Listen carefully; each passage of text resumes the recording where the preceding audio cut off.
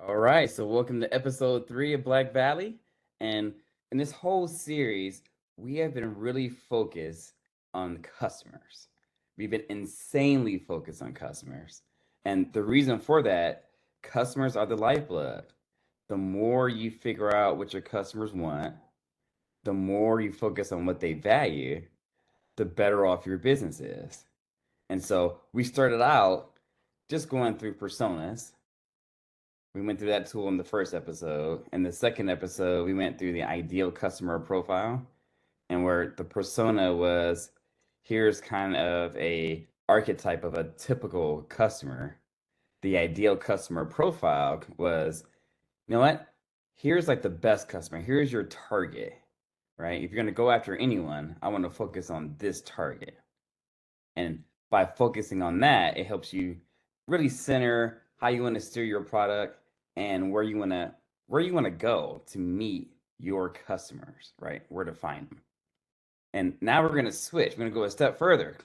We're going to the buyer persona. So where the ideal customer profile looked at, what does your ideal customer look like? You're going to meet some other customers, and you need to be prepared with, here are the challenges that the other customers face, and here are the objections that they may have. So here's how I overcome them, and here are questions they may have. So you want to have knowledge about other personas, other customers, other customer profiles, so that you're prepared to speak intelligently and to service those customers and what they value, which may be slightly different than your ideal customer. So, you ready to jump in? I'm ready. All right. So, I'm going to ask you a couple questions because, in the ideal customer profile, for the last two episodes, we've been focused on Uniqua, right? And Uniqua is that, around that 23-year-old, she's a aspiring singer. She hasn't had much training, but she's looking to expand and make it big. And we talked about her and her lifestyle, some of the challenges that she's had.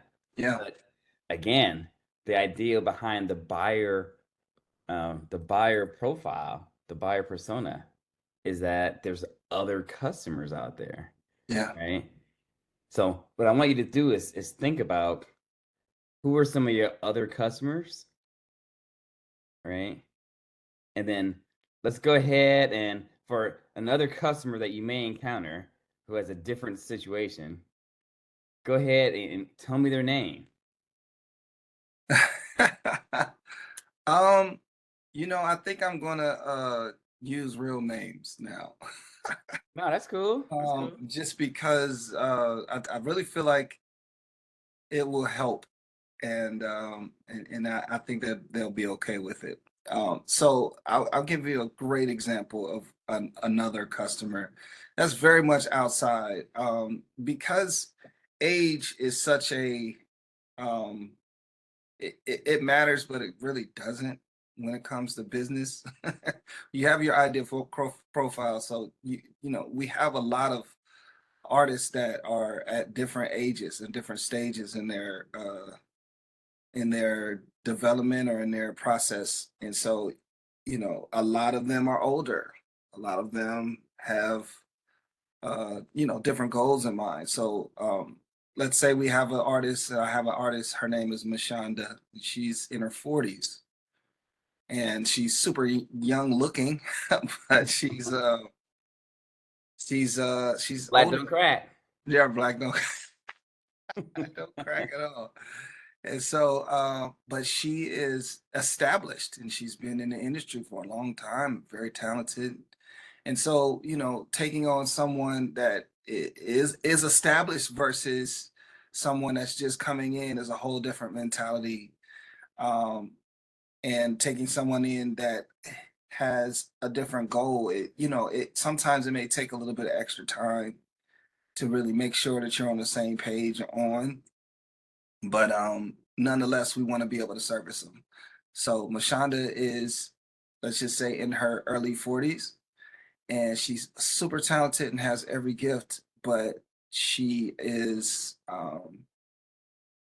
you know a different the growth is a little bit in a different place. So you really want to be on the same page as her instead of coming in. You know, a lot of the producers and a lot of arrangers, they'll come in with their own um a, agenda pretty much, Right. you know. And so with someone like her, you really want to give the time and the energy to making sure that you're capturing her energy and her spectrum, and you know, do some different things to kind of make sure you guys are together. So it's a whole different thought process and teaming with them instead of leading. The younger artists, I will be definitely trying to lead, and those are fun. And I think that that spectrum, the younger spectrum, the ideal perspective, seems like it's a longer fit, which is why that is the ideal versus. But if done right, Hmm. um, some of these other spectrums will be very beneficial. I also have younger ones. I have a younger artists that are than the 20. A little bit unconventional artists that I'm, you know, like outside of my realm of, you know, R&B, gospel, hip hop and all that stuff. Some that are country. And so in every spectrum, you have to be able to grab them. I think it makes you more of a weapon, and it keeps longevity if you really can partner with them, if you have the tools to partner with them. So let's explore a little bit. You talked about Mashanda's, her goals are different from Uniqua's. How are the goals different? Can you elaborate a little bit? The goals are different because usually with the older artists, there's there's either a sense of a real sense of urgency, Hmm. okay, where you want to, they really have specific timelines and goals and really trying to push to get a unified effort for a specific moment relatively quickly, where you know the younger artists is that may, you can kind of co you can kind of ease them into a situation to where they can see the longer picture, and you usually have time for training and time for, so you don't really have that with the older artists. So urgency is probably one part of it, or a more fixed uh overall goal where they know what they want to do, and it's not necessarily becoming the biggest artist in the world, but they have a, you know, a different set of focuses where they kind of have a unique niche, and Right. they're aiming for a unique niche. And both of those, I have to be careful not um,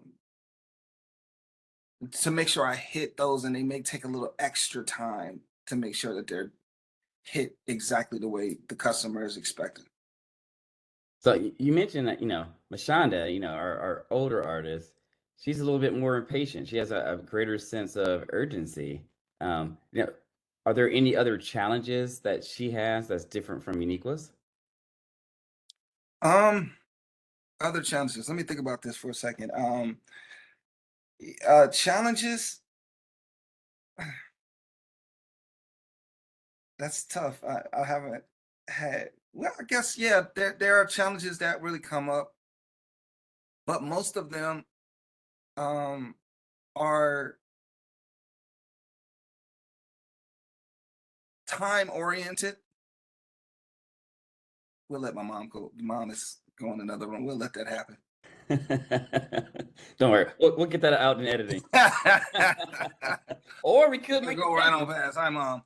No, most of them are time oriented. To be honest with you, Mhm. they really press the. Most of them are focused on trying to get things done. I personally don't have the issues as far as getting them to relate to them like that because of the. Well, I guess that's a good example. Like the ability to relate to them as opposed to the younger artists. Um, the recording process. Right. Yes, the recording process is another big deal because in the older artists, they don't want. certain things, to hear certain things and feel certain things where if you're dealing with a younger artist, as long as it sounds good and it Mhm. sounds current, they're like, okay, well, I'll deal with that process. But the older artists, the more seasoned artists, they have very they have things that they're used to. Right. And you want to be able to satisfy those things in their process so they can work quickly and they're not distracted. And One that's example understandable, would right? one example would be like, okay, so like I was in a session with Mashonda the other day, and we were doing group sessions, and I know Mashonda for years, and she has this unique way of hearing music. Mhm. And what she does is her specific thought process and how she hears music is not to hear a whole lot. She doesn't want to hear a bunch of. She just wants to hear what she needs, and Right. that's it. Where a younger artist is gonna come in, they're like, "Oh, where's my bass? Where is my? I need to hear that drums. I need to feel it." Right. And so she has very unique and very distinct um, um, things that she's looking for to make her comfortable, and Yeah. you have to be willing to go above and beyond to make sure that she got it. So that would be something real big. And this is important, the reason we do kind of the buyer persona is to really think about these challenges. And as you get older, you pick up more preferences. You pick up some quirks, to be honest. Yeah, And so you have to deal with, all right, what are the preferences or quirks of this artist versus, someone who has a clean slate. And right, that's a whole different way of catering to the artist, right. right? Yeah, it's super important. Now, here's what I'm curious about. We talked about one of the reasons that you do the buyer persona is so that not only do you know the challenges, but you can be prepared in advance to how you're going to tailor your product, your service to meet those challenges. Yeah. So, given what we just talked about, what are some of the things that you would think about to tailor your service to cater to the whims, cater to those quirks, cater to, dare I say it, the paradigms, the way of thinking that an older artist may have that a younger artist wouldn't. Yeah, that's really cool because I'll be honest, when we're going through the ideal, you get nervous because just going through that process, you're leaving a whole lot of people out. Right. And it's like, no, go through the process and see it all through. So this is really cool. I think for me, the uh the thing that I'm really taking into account that it makes me think of just hearing that is to just make sure I do the research trying while I'm trying to remain flexible.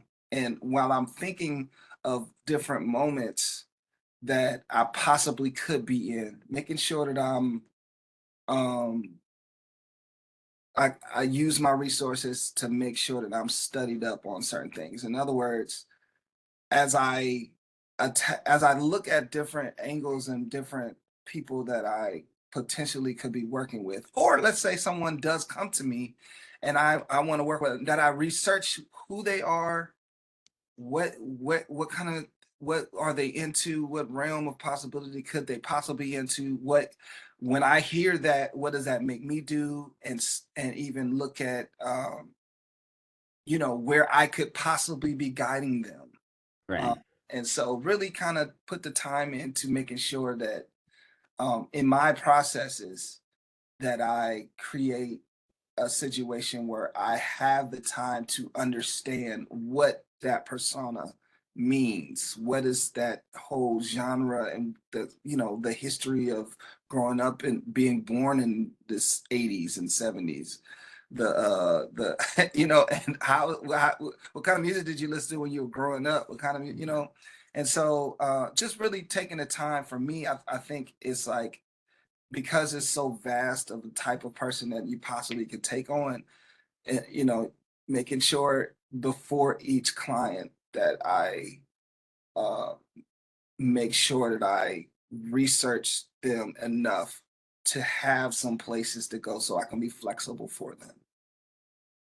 Now, earlier, in the previous episode, we talked about when you're doing lots of selling, a lot of what you're selling isn't the product or service, it's the emotional state that people want to buy into, right? If I'm an artist, I'm choosing to go with you versus somebody else, Yeah. not only for the craft, but because of the way you make me feel. And I Yeah. think that'll come out in the music. Now, so tell me about the difference in the emotional state and the emotions that you need to develop and work with between a Mashonda and a Uniqua. Yeah, that honestly, that is 80% of everything is the relationships and being able to build the community of of space to be creative and the trust that you have as a really as a business owner and as an entrepreneur is really about the relationship because it creates a comfort. So for the 20 for the ideal customer, you I think I'm gonna be honest with you, it's a little bit more challenging for them, so you have to be focused. But I feel like I'm equipped for it because I have a lively energy and I have a really um I think I can sell, for lack of a better word, a sense of kind of loyalty to them in that moment, and um a sense of uh I have the experience and I have where I have a vision of where they want to go. I mean, they're looking for somewhere to go. So I think for the younger, you got to have that energy, but at the same time, they're coming in hoping you can take them somewhere. Right, Where the older, some of the more seasoned clients, they know where they want to go usually, and it's up to you to kind of just make them comfortable and feel like you can go along for the ride. A lot of times you can got and they'll follow you if you can um show them through conversation and through some of the work that you can guide them along. A lot of the work that I do personally is building during the process of music. I know we have a lot of beat makers and but I'm usually doing mine with them. So it's um, very what's the word I'm looking for? Uh, Not unique. I'm looking for customized. It's customized. It's custom to their moment, how they feel. So in that kind of thinking where everything is customized, I want to make sure that the younger artists, they'll go with you. The older artists, it really is all about feeling like you understand them and really making choices um on their behalf. So making musical choices, making melodic choices, making all these choices, and it's for their benefit. And so if they feel that 9 times out of 10, you're going to get support from them. And it's a fine line because you have to trust your own instincts too, right. because you're the producer and you have goals and you really want it to be a hit and you want it to hit right. But so it's kind of an interesting dance with the more seasoned artists. So you have to it takes again, that's why I said it takes a little bit more time. Sometimes you have to allow yourself the space to um to lead them without trying to rush it Right. or trying to lead too fast. You have to allow yourself that space. So it might take, double the time initially while you earn that trust. You might have to just be a little bit more patient. You have to listen a lot more intently. So this is interesting as I listen to you discuss the differences. What I hear you saying is for Uniqua, that young artist, you're selling them more on the vision. So here's the direction we want to go to, and let me paint this picture for you so you understand and we can actually get there, right? And for the older artists, for your Mashonda, they pretty much already have a vision. They're looking for more implementation type services, Yes. right? It's like, hey, I know I want to do this. I just don't have the skills to do it all myself. I need your expertise to make this happen that I've already Right. thought of. Yes. And those are two very different approaches for two very different types of customers. Yes.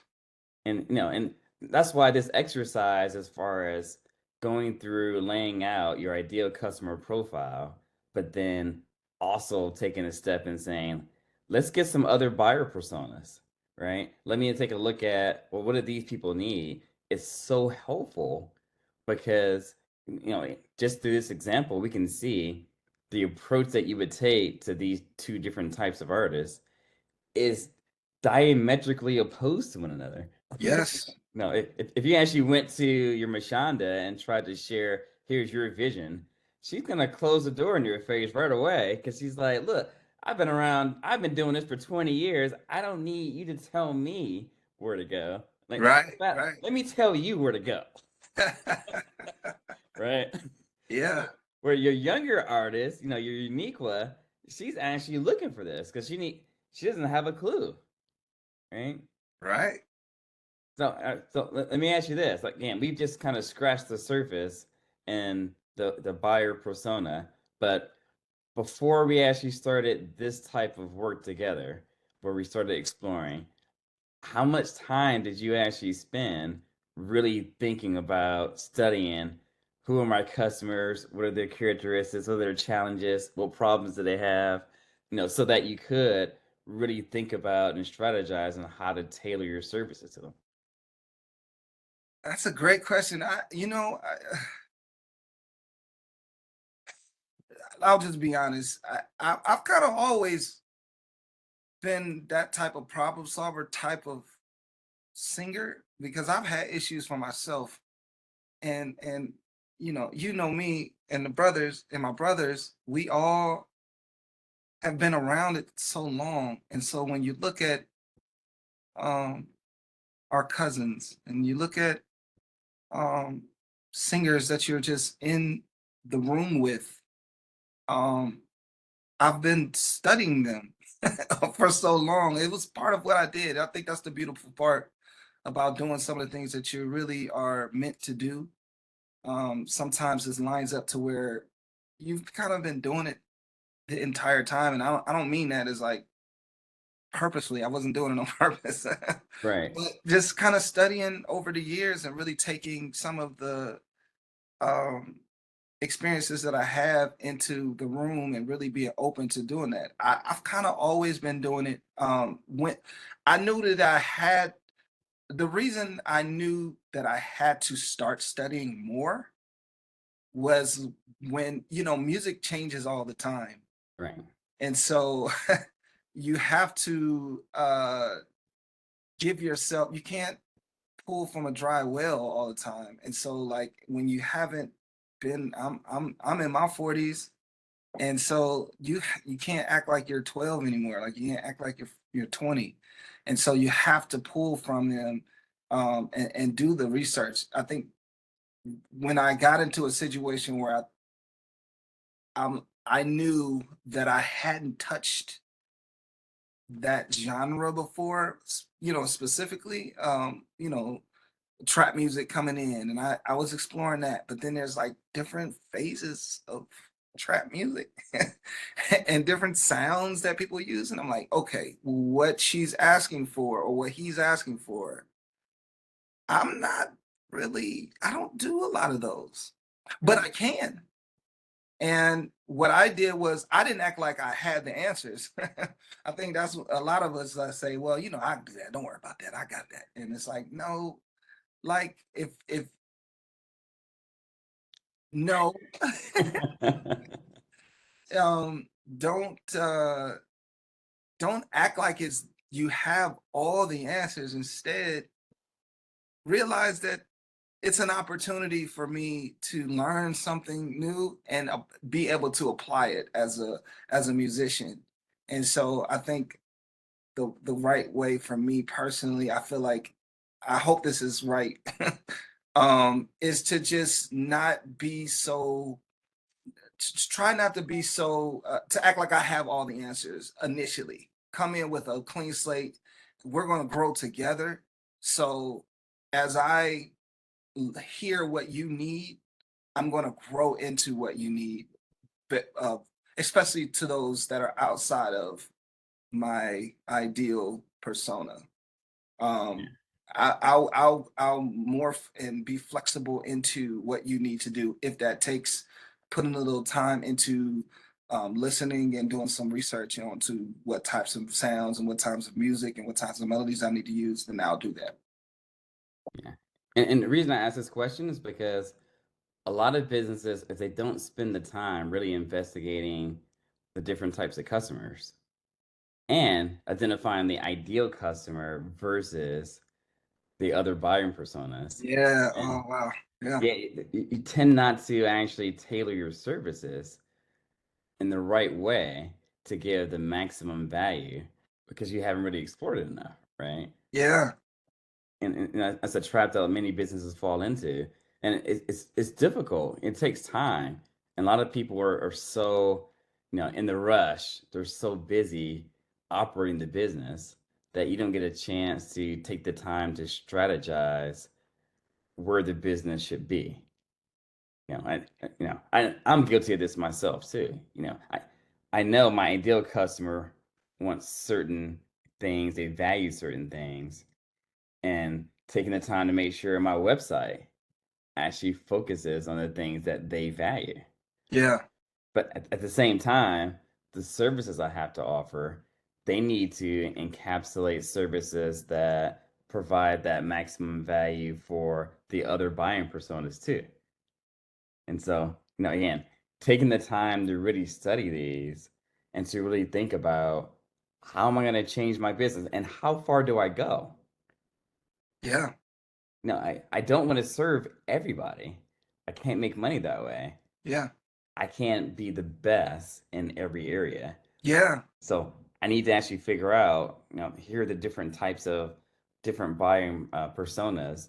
But maybe after I go through 5 or 6 of these, I may decide to limit myself to three. And maybe I don't actually go after, even though they may approach me, and maybe no work on my part to get these different personas to be attracted to my business, but I may not want to serve them because Yeah. then I can't really focus on what I do best. Because that's, again, doing what you do best, that's what gets you the reputation. It gets you the referrals, it gets you the additional customers, it gets you the excellence, right? Yeah. I totally agree. It's tough, man. It's tough because I think I know for me, I enjoy leading Hmm. artists. I enjoy working with vocalists, singers, and and leading. But I think a lot of musicians are and producers are, um, and I hope n- I hope some of us don't feel this way, but some of us are heady and headstrong. And then what we do is we'll just work on our own. I'll do it Right, myself so I don't have to deal with the mentality of and the pressure of other outside people that are you feel the pressure because it's like other people have other ideas too. right, And I really think like when you come in with the mentality that, hey, I really want to um I want to grow and I don't want to hold myself to anything except for the stuff that I do good. right, And then you can bring in other people. I don't do mixing and mastering. I don't. That's not what I do. I create. I'm in the creative process. I'm into making choices that create cool moments. And so like I feel like that's where I live at. And I don't try to get into the science of other people's excellence. Like there plenty of musicians that are better than me.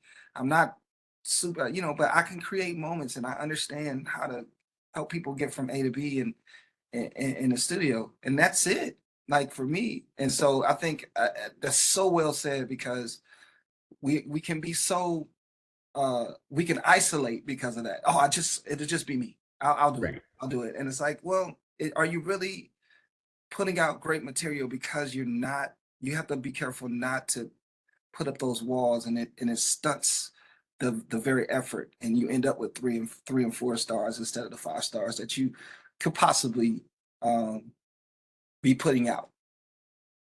Yeah, and this is a big deal. I counsel people on this all the time Yeah, that you need to figure out not just how to survive, but how to be the best at yeah, what you do. I love Wolverine's motto. Wolverine goes around, he's like, "Hey, I'm the best I am at what I do." But yeah, and I love it because when you're the best you are at what you do, whatever amount you were charging, you get to add a zero if you're the best. Possibly even several zeros to it, right? Now, yeah, I know in my profession, there's people that do what I do, but they may charge like $30 an hour, right? yeah, Where because I'm like one of the best at what I do, I'm specializing, I'm adding a zero. So I'm charging $300 an hour. yeah. And that's a difference. There's a huge difference. And so what I'm curious about is, you know, looking at your personas, looking at your ideal customer profile, tell me the differentiator that you have. What are you the best at, right? Better than other people that makes people want to go to you and not them. Oh Lord. You know, I'm a humble man. No, I think the thing that I do best, honestly, is just the relationship with people. Yeah. I genuinely like people, and I'm really good at being an advocate. I feel like that is a huge separator for me and other people in the studio. It's hard. I'm a voice trainer, and when I'm teaching um, artists and students, some of the people around them get upset because I'm not a slave master, Yeah. kind of a trainer. I'm like, no, I'm real positive. I'm upbeat because, like I like to keep it light. Like there's another push. Like I want the drive to come from inside. I don't want to be the one, gut punching you and then saying, get up, let's go. Like that's not the type of trainer I am. That's not the type of voice trainer I am. Right. And so in the studio, it's very similar. I'm not real, I'm an advocate. And so it creates a energy that I can do anything. I can do anything. Yes, like you can do anything. And so I think my attitude and my energy is one of my superpowers. I mean, I've heard people that can arrange as good as me, and I'm a good vocal scientist. I like to try stuff. And so Right. I love that. And I feel like I'm gifted in it. But I think the thing that separates me and makes me even more excellent is my passion for them and the willingness to take on and be an advocate for the ones that need it, especially. No, that's an important gift, right? Being able to maintain those relationships, making people feel comfortable because not everybody can do that. And, especially, up and coming artists, a lot of them, they'll tell you, I have to feel it, right? Yeah. And if anything gets in their way of that, they can't produce. So, I have a group. I'll give you a real example because I want to have this on. I have a group that I'm training, voice training, and their name is Expensive, and they're getting ready to get a deal, and they're super talented, and the people around them, and I'm the people around them are really uh super great business savvy, focused um label. They have a great label and team around them, and they're super focused, but they get around me, and I'm always I try to always have a good energy around them. And so what it does is for me, it creates space for each artist. Like it yeah. creates that room for them to kind of come to me if they're getting pushed too hard or if they're getting because that's what with the voice training, you got to look after people. You got to look after their health and things like that. And so it really gets into the psyche of where they are as a singer.